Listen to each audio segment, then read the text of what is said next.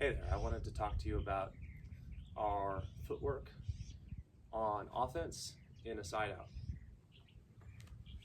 So if we're playing 2v2, you can imagine the left player is over here and the right side player is over here. And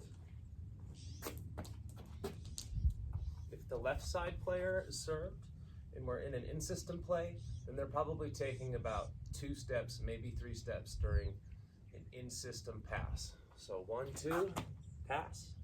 Maybe 1, 2, 3. Pass. If we're taking more than 3 steps on our initial pass, then the probability that we're going to be able to get our pass in system is greatly lowered. So for now, we're going to assume that an in-system play will be 2 to 3 steps at most from the passer. As the passer is passing, the setter, as I described in a previous video, wants to take their first left step before the ball hits the passer's platform, wants to take the next step as the ball hits the passer's platform, and then wants to take their last 2 steps into their set. Plant, have 1 to 2 seconds before the ball contacts your platform. And that brings us to the hitting footwork.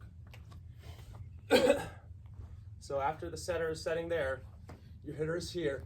1, 2, 3, 4, and hit. Now that's my perfect in-system approach for hitting. And there's nothing wrong with that. That's the best thing we can do on the court. But a lot of people get caught up in wanting to do that every single time, no matter what. And the biggest mistake that keeps really good players from getting to the next level is that they always want to run their perfect 4-step approach into a hit. And that perfect 4-step approach is called being in system. And if we want to be in system, we have to have an in-system pass, make a perfect pass. Then we have to have an in-system set and make a perfect set. And then you have to run your perfect in-system approach. And people get really comfortable with that. They get comfortable with their lane. They get comfortable with the lane that they want to take. And they get comfortable with the timing. And they get comfortable with that set of momentum in their approach.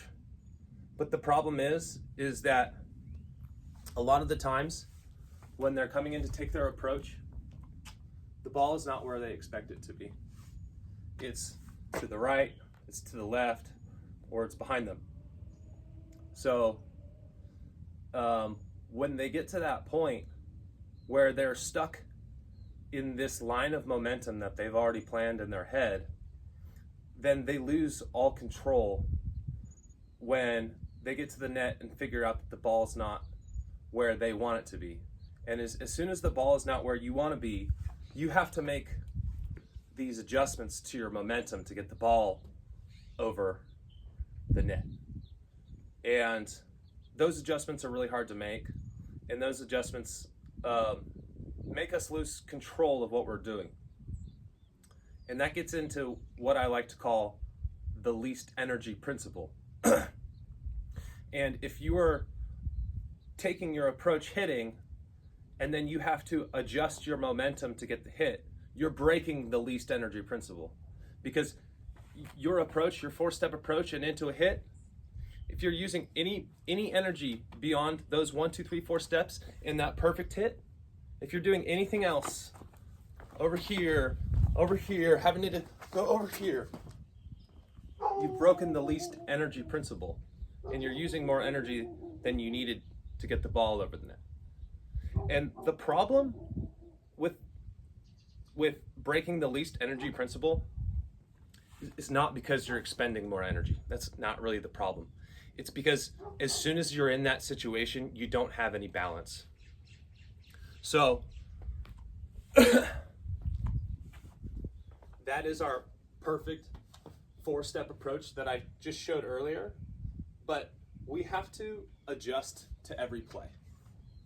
And we need to read early on in the play if it's gonna be in system.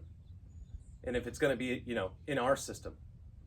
We can't, if the setter is setting from all the way back there, we can't line up in our zone, in the line we usually take to hit and expect to get a set there. We have to adjust to every play.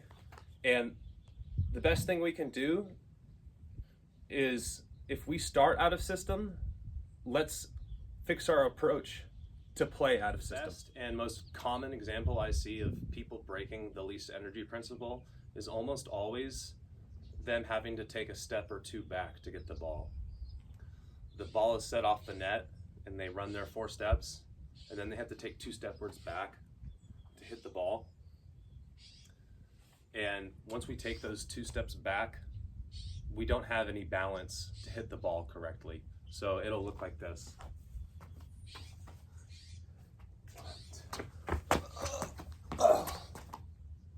And we don't want to do that.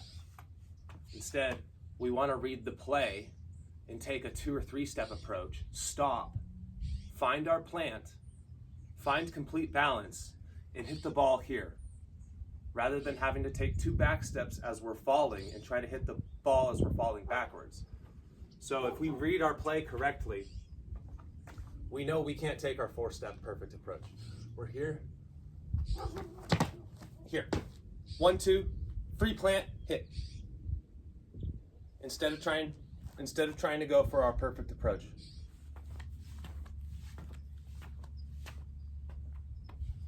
Let's go over that footwork for our in-system side out one more time.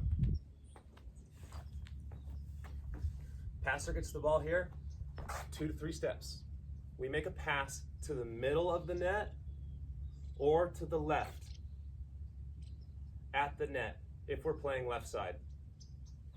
Setter is here.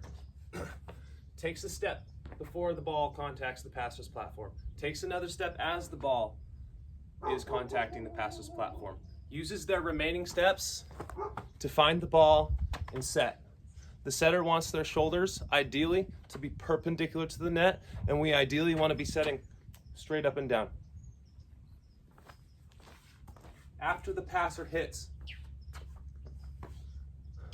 they can take 2 steps to the left and then start their approach. Or if they pass too far to the middle, they can take 2 steps to the right and start their approach.